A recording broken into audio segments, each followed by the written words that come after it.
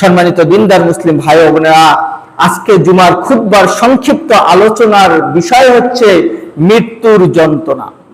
আজকে জুমার খুতবার সংক্ষিপ্ত আলোচনার বিষয় হচ্ছে মৃত্যুর যন্ত্রণা।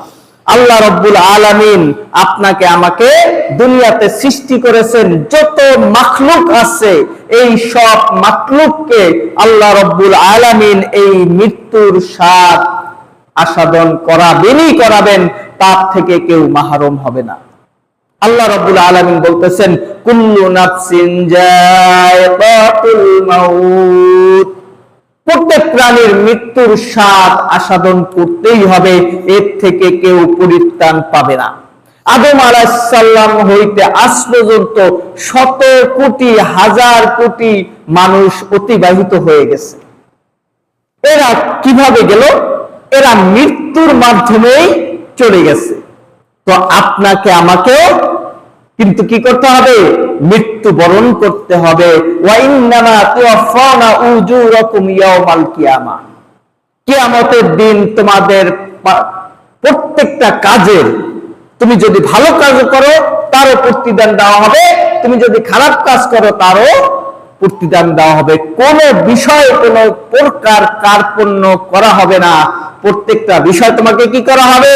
পুরোপুরি প্রতিদান দেওয়া হবে। তুমি মসজিদে এসেছো, সালাত আদায় করেছো, তুমি কাউকে দান সদকা করেছো, তুমি কাউকে ভালো কথা বলেছো, ভালো উপদেশ দিয়েছো, অসৎ কাজ থেকে মানুষকে বিরত রেখেছো, সব কিছুর প্রতিদান দেওয়া হবে। আবার যদি তুমি খারাপ কাজ করে থাকো, তুমি সালাত আদায় করো নাই, মানুষের ক্ষয়ক্ষতিতে ব্যস্ত ছিলে, তোমার দ্বারা মানুষ অত্যাচারিত হয়েছে, তুমি সব সময় পর্নোগ্রাফিতে লিপ্ত ছিলে, তুমি যত প্রকার পাপাচারে লিপ্ত ছিলে, সকলের প্রতিদান তোমাকে দেওয়া হবে, সবকিছুর প্রতিদান দেওয়া হবে। ফামান জুহজিয়া আনিন নার, যাকে দূরে রাখা হবে জাহান্নাম থেকে, যাকে কি করা হবে? দূরে রাখা হবে জাহান্নাম থেকে।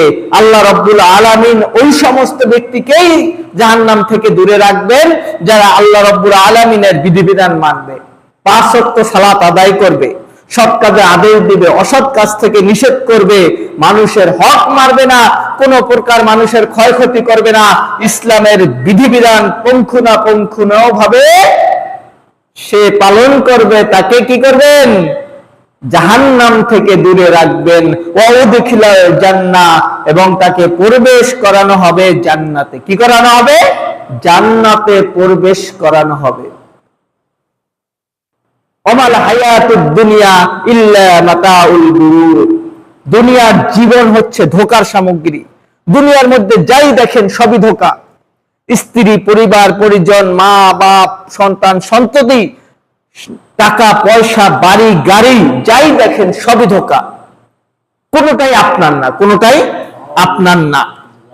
আমার ওখানে এক ব্যক্তি, যুবক, একদম টকটকা যুবক, এই যুবকটার সর্বোচ্চ 35 থেকে 38 বছর বয়স হবে।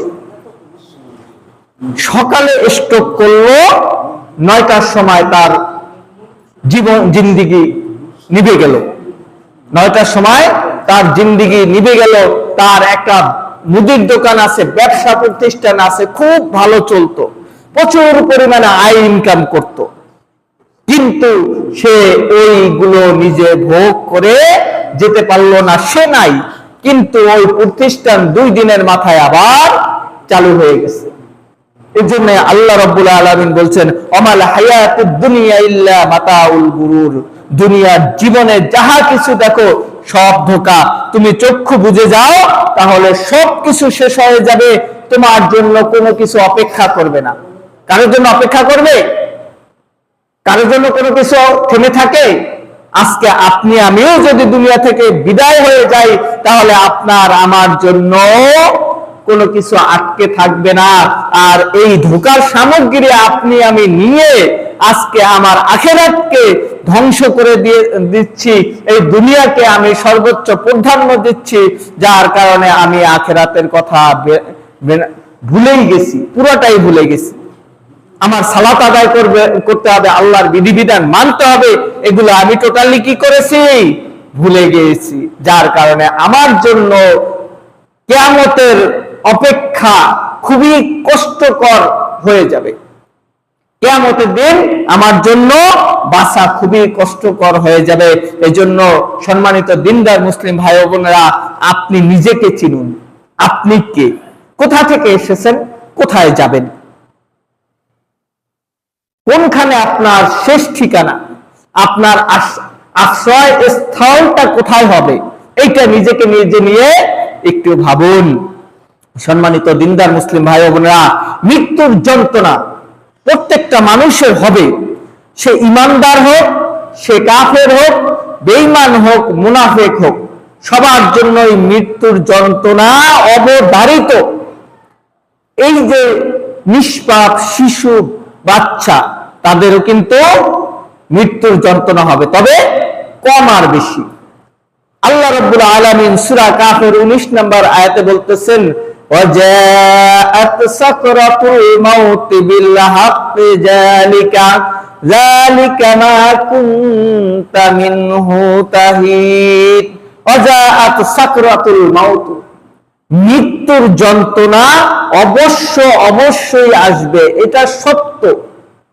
এর থেকে কেউ পরিত্রাণ পাবে না। মা কুনতা মিনহু তাহিদ, এই যে মৃত্যুর যন্ত্রণা, এর থেকে যদি তুমি বাঁচতে চাও, পলায়ন করতে চাও, এটা তোমাকে ধরা দেবেই, স্পর্শ করবেই। এই মৃত্যু যন্ত্রণা থেকে কেউ পলায়ন করতে পারবে না। দেখুন একটা বিষয় খেয়াল করে, তা হলো মুহাম্মদুর রাসূলুল্লাহ সাল্লাল্লাহু আলাইহি ওয়াসাল্লাম পৃথিবীর মধ্যে সর্বশ্রেষ্ঠ মানুষ। আল্লাহ রাব্বুল আলামিন সবচেয়ে যাকে বেশি ভালোবাসেন, সবচেয়ে কাছের যে মানুষটা, সেও মৃত্যু যন্ত্রণা থেকে পরিত্রাণ পান নাই। আল্লাহ রাসূল সাল্লাল্লাহু আলাইহি ওয়াসাল্লাম বলেন, আন আয়েশা রাদিয়াল্লাহু তাআলা আনহু ক্বালা ক্বালা রাসূলুল্লাহ সাল্লাল্লাহু আলাইহি ওয়াসাল্লাম, লা ইলাহা ইল্লাল্লাহ ইন্না লিল মাউতি সাকরা। আল্লাহ রাসূল সাল্লাল্লাহু আলাইহি ওয়াসাল্লাম বলতেছেন, আল্লাহ ছাড়া কোনো ইলাহ নেই, আল্লাহ ছাড়া কোনো ইলাহ নেই, কোনো মাবুদ নেই। নিঃসন্দেহে, নিশ্চয়, অবশ্যই মৃত্যুর যন্ত্রণা অত্যন্ত কঠোর, কষ্টকর, বেদনাদায়ক। হিসাব করতে পারেন, চিন্তা করতে পারেন, যেই নবীকে আল্লাহ রাব্বুল আলামিন এত সম্মান দিলেন, এত মর্যাদা দিলেন, এত ভালোবাসলেন, সেই নবী যদি এই মৃত্যু যন্ত্রণা থেকে পরিত্রাণ না পায়, তাহলে আপনি আমি কে? আপনার আমার অবশ্যই মৃত্যুর যন্ত্রণা আসবে। আল্লাহ তাআলা কোরআনুল কারীমের সূরা কাহফে বলে দিয়েছেন। এখন আপনার আমার ডিসিশন, আপনি আমি কি মৃত্যুর যন্ত্রণা থেকে আল্লাহর কাছে পরিত্রাণ পাওয়ার জন্য যদি সৎ কাজ করে, ভালো কাজ করে, আল্লাহ রাব্বুল আলামিনের বিধিবিধান মেনে চলি, তাহলে আল্লাহ রাব্বুল আলামিন আপনার আমার মৃত্যুর কষ্ট কমিয়ে দিতে পারেন। আর যদি আপনি আমি আমাদের পূর্ববর্তীর অনুসরণ করে, শয়তানের আনুগত্য করে আপনি আমি মৃত্যুর অবস্থায় পতিত হই, তাহলে আপনার আমার জন্য দুর্ভাগ্য, এত দুর্ভাগ্য আপনি আমি কল্পনাও করতে পারবো না। আর আপনি আমি যদি মনে করি যে যখন কাটটা তখন দেখা যাবে, এরকম কিন্তু অনেকে মনে করে যে আমার মৃত্যু কবে হবে তার কোনো ঠিক ঠিকানা আছে, তখন দেখব। এই চিন্তা ভুলেও করিয়েন না, এই চিন্তা কি করেন না, ভুলেও করিয়েন না। এই চিন্তা যদি করেন, তাহলে আপনি মহাবিপদে। আপনি এখন থেকেই মৃত্যুর প্রস্তুতি নেন, কারণ নিঃশ্বাসের বিশ্বাস নাই। শ্বাস কখন চলে যাবে আল্লাহর জমিনে কোনো মানুষের এটা জানা ছিল না, আর নাই। মৃত্যুর আগ মুহূর্তে রাসূল সাল্লাল্লাহু আলাইহি সাল্লাম তার মৃত্যুর খবর জানতে পেরেছেন। এর আগে তিনিও জানতে পারেন নাই যে এই নবীকে না সৃষ্টি করলে আল্লাহ রাব্বুল আলামিন এই ইসলামটাকে পরিপূর্ণ করতেন না। এই মুহাম্মদুর রাসূলুল্লাহ সাল্লাল্লাহু আলাইহি সাল্লামকে সৃষ্টি করেই ইসলামকে পরিপূর্ণ করেছেন। সম্মানিত দিনদার মুসলিম ভাই ও বোনেরা, আল্লাহ রাব্বুল আলামিন আমাদেরকে এই মৃত্যুর যন্ত্রণা থেকে রেহাই পাওয়ার তৌফিক দান করেন। সকলে বলি আল্লাহুম্মা আমিন। সম্মানিত দিনদার মুসলিম ভাই বোনেরা, আল্লাহ রাব্বুল আলামিন সূরা আনফালের সূরা আনামের 93 নম্বর আয়াতে আমাদেরকে যে বিষয়টা জানিয়ে দিয়েছেন, আল্লাহ রাব্বুল আলামিন বলতেছেন, ওয়ালাউ তারা ইজিজ যালিমুনা ফি গরাতিল মাউতি ওয়াল মালাইকাতু বাসিতুন আইদিহিম। আল্লাহ রাব্বুল আলামিন বলতেছেন, ওয়ালাউ তারা, আর আপনি যদি দেখতেন, আপনি যদি দেখতে পেতেন, ইজিজ যালিমুনা ফি গরাতিল মাউতি, যখন জালিমরা মৃত্যু যন্ত্রণায় পতিত হয়, যখন জালিমরা মৃত্যু যন্ত্রণায় পতিত হয়, যখন তাদের মৃত্যুর সময় ঘনিয়ে আসে, তাদের যে মৃত্যুর যে একটা যন্ত্রণা, তাদের যে একটা পেরেশানি, তাদের যে একটা কষ্ট, এটা যদি আপনি দেখতে পেতেন। আল্লাহর কথা কি কখনো মিথ্যা হতে পারে? আল্লাহ রাব্বুল আলামিনের কথা যে অবিশ্বাস করবে, অস্বীকার করবে, তারা মুসলিম থাকবে? থাকবে না, তারা কাফের হয়ে গেছে। আমি তো বললাম সূরা আনাম আয়াত নাম্বার 93, আপনি আজকে খুলেন এবং বাসায় যান, পড়েন এবং এর ব্যাখ্যা দেখেন, এর অর্থ দেখেন, আল্লাহ রাব্বুল আলামিন আমাদেরকে কি জানিয়েছেন। যদি এই জালিমদের মৃত্যুর অবস্থা আল্লাহ রাসূলকে বলতেছে, আপনি যদি তখন দেখতে পেতেন, আপনি তো গায়েব জানেন না, আপনি যদি দেখতেন, আপনাকে যদি দেখানো হতো যে তারা কি পরিমাণ যন্ত্রণায় ছটফট করতে থাকে, তাদের শিরা উপশিরাগুলোকে এমন ভাবে টানা হয়, হেসড়ে টেনে তাদের রুহু বের করার চেষ্টা করা হয়, তাদের রুহু কোনো ভাবেই বের হতে চায় না, সমস্ত রগের শিরায় উপশিরায় তাদের রুহুগুলো শুধু দৌড়াতে থাকে। তারা তো জানে যে যদি আমার মৃত্যু হয়ে যায়, এই মৃত্যুর পর আমাকে এর চেয়ে লক্ষ কোটি গুণ বেশি শাস্তির সম্মুখীন হতে হবে। কারণ আল্লাহ তাআলা বলছেন যে, আল্লাহ রাসূল বলতেছেন যে, ইয়া আইয়াতুহান নাফসুল খাবিসা উখরিজু ইলা গযাবিল্লাহ, হে পাপিষ্ঠ আত্মা, হে দুষ্ট আত্মা, তুমি আল্লাহর রাগ এবং ক্রোধের দিকে বেরিয়ে আসো। যখন এই কথা ফেরেশতারা তাকে বলে, তখন সে তো খুবই আতঙ্কিত, খুবই ভয়ে। আর এই পাপিষ্ঠ জালেম কাফের বান্দার কাছে ফেরেশতারা এমন ভয়ঙ্কর রূপ ধারণ করে আসে, তা হলো যখন আসমান থেকে মালাকুল মউত এবং তার সহযোগী ফেরেশতারা জমিনে পতিত হয়, তখন তাদের পা একটা জমিনে আর একটা আসমানে, তাদের চেহারা এত ভয়ঙ্কর, তাদের পোশাক এত দুর্গন্ধযুক্ত খারাপ, এইটা দেখে মুমূর্ষু কাফের জালেম মুনাফিক বেঈমান ব্যক্তি এত পরিমাণ আতঙ্ক হয়, তার জান আর কোনোভাবে বের হইতে চায় না। তার জান খুবই শক্তিশালী ভাবে নিজের মধ্যে আটকিয়ে রাখতে চায়, তা কখনো কোনোভাবে সম্ভব না।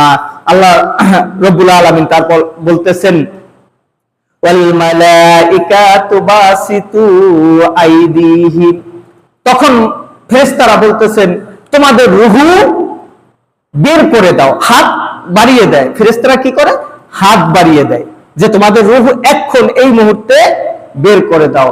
আখরুজু আনফুসাকুম, তোমাদের রূহগুলো আমার কাছে হস্তান্তর করো, বের করে দাও। সম্মানিত দিনদার মুসলিম ভাই ও বোনেরা, তারপরে আল্লাহ রাব্বুল আলামিন বলতেছেন, আল ইয়াউমা তুজজাউনা আযাবাল হুন, আর তোমরা তোমাদের এই জিন্দেগিতে যত প্রকার আল্লাহ বিরোধী কাজ করেছো, এই কাজগুলোর জন্য প্রস্তুতি নাও, শাস্তি গ্রহণ করবা। এই কথা যখন শুনে এই জালেম ব্যক্তি, তখন তো আরো সে ভয়ে রূহটাকে বের করে দিতে চায় না। যখন ফেরেশতারা তার কাছ থেকে জোর করে টেনে বের করতে চায়, তখন সে মানে এত জোরে চিৎকার করে, সেই চিৎকার যদি সাধারণ মানুষ শুনতো তাহলে সাথে সাথে অজ্ঞান হয়ে পড়ে যেত। এত জোরে সে চিৎকার করে যে তার এত পরিমাণ কষ্ট হয়, বাহ্যিক বিষয় বিধায় আমরা জানি না। দেখি না, শুনতে পাই না, অথচ পশু পাখি কিন্তু শুনতে পায় এই বাদজাকি বিষয়টা। তখন এই যখন চিৎকার করবে তখন ফেরেশতারা তার রূহটাকে আসমানের দিকে নিয়ে যাবে। তখন আসমানের গেটে ফেরেশতারা তার এই রূহুর দুর্গন্ধে অস্থির হয়ে বলবে, এই পাপিষ্ঠ কোন জায়গার এই পাপিষ্ঠ ব্যক্তিকে নিয়ে আসলা? এই রূহুকে ধরে জমিনে আছাড় দিয়ে ফেলে দিবে। সম্মানিত দিনদার মুসলিম ভাই বোনেরা, আমাদের রূহুটা যেন এরকম না হয়। আমরা আমাদের এই রূহুটাকে স্বচ্ছ করি, পাপ মুক্ত করি, কলুষিত মুক্ত করি। এই রূহুকে আমরা তরতাজা করে আল্লাহ রাব্বুল আলামিনের জিকিরে, আল্লাহ রাব্বুল আলামিনের বিধিবিধান মেনে। সম্মানিত দিনদার মুসলিম ভাই বোনেরা, তারপর আল্লাহ রাব্বুল আলামিন বলতেছেন, বিমা কুনতুম তাকুলুনা আলাল্লাহি গায়রাল হক, তোমরা আল্লাহ রাব্বুল আলামিনের ব্যাপারে অসত্য কথা বলতে। আল্লাহ রাব্বুল আলামিন বলতেন একটা, তোমরা বলতে আর একটা। আল্লাহ রাব্বুল আলামিন বলতেন সালাত আদায় করো, সিয়াম পালন করো, আল্লাহর বিধিবিধান মানো, কিন্তু তোমরা তা করতে না, তোমরা তা অমান্য করতে আজকে তোমরা এই শাস্তির সম্মুখীন হও। সম্মানিত দিনদার মুসলিম ভাই বোনেরা, একটু খেয়াল দেন, যদি এদিক ওদিক খেয়াল দেন তাহলে এই খুতবা আইসাই কি লাভ আর এই কথা বলে লাভ কি? এখানে কোরআন হাদিসের কথা হচ্ছে, আপনারা কেন ফ্যান এইটা লাইভ নিয়ে ব্যস্ত আছেন? আপনার একটু মনোযোগী হন। আজকে যদি শ্বাস বন্ধ হয়ে যায়, কালকে কি আপনারা এই কোরআন সুন্নাহ সম্পর্কে কোনো কিছু জানতে পারবেন, বুঝতে পারবেন? আমি তো আমার নিজের বানানো কথা বলতেছি না, কোরআনে আল্লাহ যা বলছেন তা আপনাকে আমি শোনাচ্ছি। সম্মানিত দিনদার মুসলিম ভাই বোনেরা, এই মুরব্বী, ডিস্টার্ব করিয়েন না, ডিস্টার্ব করিয়েন না। খুতবা দেওয়ার সময় আপনারা এরকম কেন বেয়াদবি করেন? আপনাদের এত গরম লাগে? আপনার মৃত্যুর পর কি হবে? আপনি জাহান্নামের আযাব কতক্ষণ সহ্য করতে পারবেন? মসজিদে 10 মিনিট, 20 মিনিট, আধা ঘন্টা আপনারা সহ্য করতে পারেন না? এখানে বেশি অনেক সময় কারেন্ট থাকে না, জুমার খুতবা এখানে দিতে দাঁড়িয়ে তারপরে শরীরটা টপটপ করে ঘাম পড়ে যায়, তারপর তো একটু বাতাসের জন্য বলি না যে আমাকে একটু কেউ পাখা দিয়ে বাতাস করো? তাহলে আপনারা এত ব্যস্ত হয়ে যান কেন? কোরআন থেকে কথা বলতেছি, আপনারা এই কোরআনের কথা শুনুন, কাজে লাগবে। সম্মানিত দিনদার মুসলিম ভাই ও বোনেরা, তারপর আল্লাহ রাব্বুল আলামিন বলতেছেন, ওয়াকুনতুম আন আয়াতিহি লা তাস্তাকবিরুন। আল্লাহ রাব্বুল আলামিন বলতেছেন, আর তোমরা এই আল্লাহ রাব্বুল আলামিনের আয়াতগুলোকে নিয়ে তোমরা কি করো? অহংকার করো। কি করো? অহংকার করো। আজকে আমাদের মুসলিম সমাজে যদি আপনি একটা আয়াতের দলিল দিয়ে বলেন যে ভাই তুমি এটা যেটা করছো এটা কিন্তু ইসলামী শরীয়তের বিধান না, আল্লাহ তাআলা আয়াতে এরকম বলছে, তুমি করতেছো এরকম, তখন বলে এই বেশি বুঝো না, আমি যা বুঝি এইটাই ঠিক আছে। এইটা হচ্ছে অহংকার। আল্লাহ তাআলা কোরআনুল কারীমে সিয়ামকে ফরজ করেছেন, সালাতকে ফরজ করেছেন। কয় সালাত না পড়লেও ঈমান ঠিক আছে। এটা কি করলো? অহংকার করলো। ঈমান ঠিক থাকে কিভাবে সালাত আদায় না করলে? আল্লাহ রাসূল সাল্লাল্লাহু আলাইহি ওয়াসাল্লাম তো বলেছেন যে বাইনাল আবদি ওয়া বাইনাল কুফরি তারকুস সালাহ, মুসলিম আর কাফিরের মধ্যে পার্থক্য হচ্ছে সালাত। মুসলিম সালাত আদায় করবে, কাফির সালাত আদায় করবে না। এখন যদি আপনার মনে হয় যে আপনি কাফের হয়ে যাবেন, তাহলে আপনার সালাত আদায় করার দরকার নাই। আপনার সালাত আদায় করার দরকার নাই। আপনি কাফিরি জিন্দেগি পার করেন, মৃত্যুর সময় আপনি বুঝতে পারবেন মৃত্যু কি জিনিস। আল্লাহ তাআলা আপনাকে এই দুনিয়ায় এত নাজ নিয়ামত দিয়ে সৃষ্টি করেছেন, অথচ আল্লাহর বিধিবিধান মানতে আপনার এত অ্যালার্জি, আপনি মৃত্যুর আগ মুহূর্তেই টের পাবেন। তারপরে মৃত্যু হয়ে গেলে তো টের পাবেনই, কবরে টের পাবেন, আপনি কিয়ামতের দিন টের পাবেন, হাসরে পুলসুরাতে আপনি জাহান্নামে টের পাইতেই থাকবেন। যতক্ষণ শ্বাস আছে ততক্ষণ আপনি টের পাইতেছেন না, কারণ এই দুনিয়া হচ্ছে পরীক্ষার জায়গা। এই দুনিয়া হচ্ছে পরীক্ষার জায়গা, এই জন্য আপনাকে আল্লাহ তাআলা টের পাইতে দিতেছেন না। এখন যদি এক ব্যক্তি পরীক্ষা দিতে গেল, সেই ব্যক্তি যা ইচ্ছা বসে আসছে, লেখে না, এখন মাস্টারে কি গিয়ে তাকে আঘাত করবে? এই লেখস টাকা দিলাম কিন্তু, এরকম করবে? করবে না। আল্লাহ রাব্বুল আলামিনও আপনাকে আমাকে দুনিয়ায় পাঠিয়েছেন পরীক্ষা করার জন্য।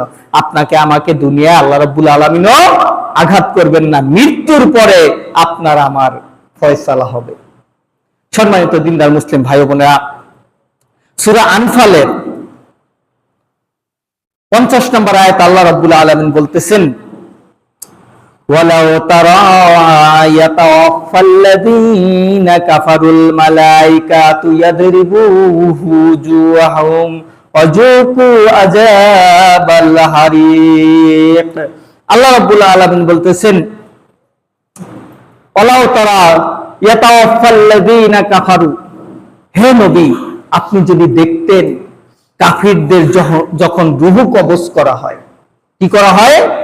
রূহ কবজ করা হয়। কাফিরদের যখন রূহ কবজ করা হয়, ওই সময়টা যদি আপনি থাকতেন, আপনি যদি দেখতেন তাদের কি অবস্থা, তাদের কি অবস্থা। মালাইকাতু ইয়াদরিবু হুজুহাহুম, তখন এই কাফেরদের রূহ কবজ করার সময় তাদের মুখমণ্ডলে এবং পৃষ্ঠদেশে আঘাত করতে করতে তাদের রূহ কবজ করা হয়। কি বুঝলেন? আপনি আমি কি নিজেকে নিজে মুসলিম দাবি করতেছি? মুসলিমের সংজ্ঞা জানেন? মুসলিমের সংজ্ঞা হচ্ছে 3টা। ইকরার বিল লিসান, মুখে স্বীকার করা, তাসদীক বিল জিনান, অন্তরে বিশ্বাস করা, আমাল বিল আরকান, কাজে পরিণত করা। এই 3টা যদি আপনার মধ্যে পরিপূর্ণ থাকে তাহলে আপনি পরিপূর্ণ মুসলিম। আর যদি এই 3টার একটা ঘাটতি হয় তাহলে আপনি মুসলিম না। আপনি এখন আমার সাথে চ্যালেঞ্জ করেন, যদি এই মুখে স্বীকার করা, দিলে বিশ্বাস করা এবং কাজে পরিণত করা যদি আপনার মধ্যে এই 3টার কোনো একটার ঘাটতি থাকে তাহলে আপনি মুসলিম না।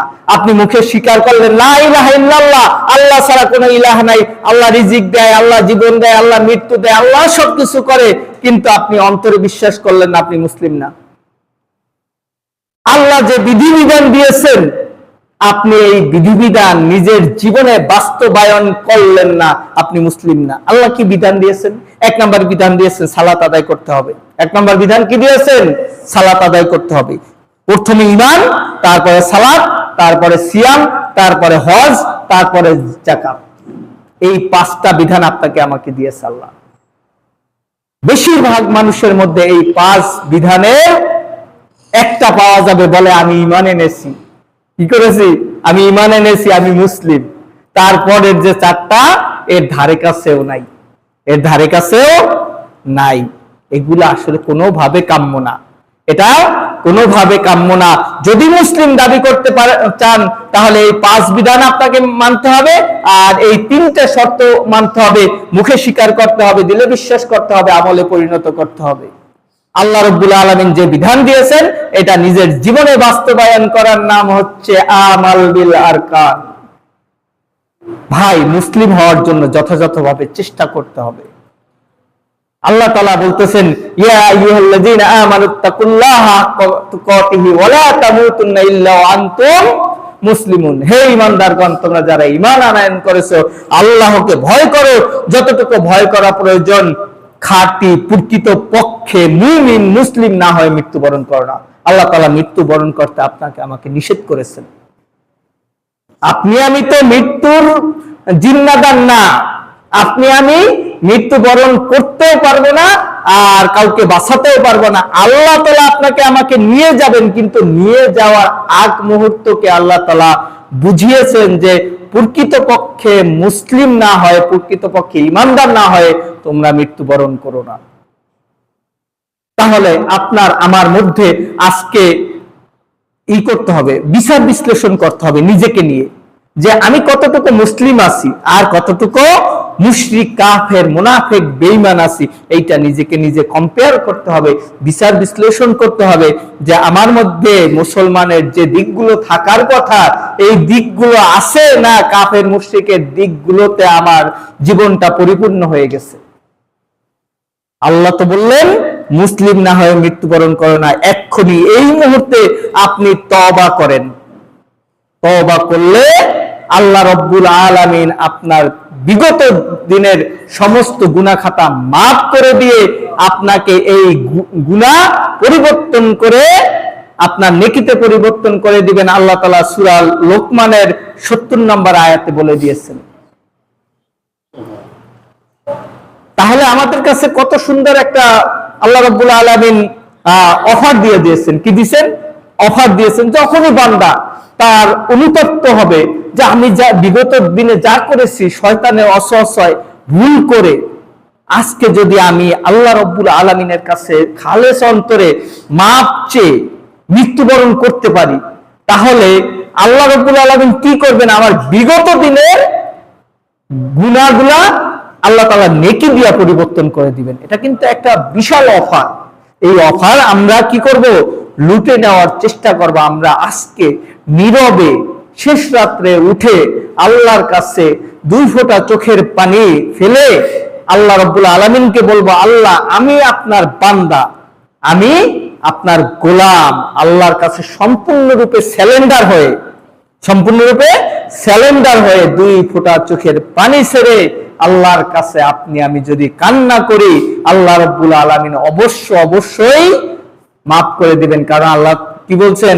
লা তাকনাতু মির রাহমাতিল্লাহ, তোমরা আমার রহমত থেকে নৈরাশ হও না। আল্লাহর রহমত থেকে আমরা কি হব না? নৈরাশ হব না। অবশ্যই আল্লাহ রাব্বুল আলামিনের কাছে আমরা যথাযথভাবে ক্ষমা চাবো। আল্লাহ আমাদেরকে ক্ষমা করে দিবেন। আর আল্লাহ ক্ষমা করে দিলে আপনার আমার জন্য মৃত্যুর যন্ত্রণাটা কম হবে, সহজ হয়ে যাবে। মৃত্যুটা আপনার আমার জন্য, কবরটা সহজ হয়ে যাবে। আপনার আমার জন্য কিয়ামতটা সহজ হয়ে যাবে। আপনার আমার জন্য পুলসিরাতটা সহজ হয়ে যাবে।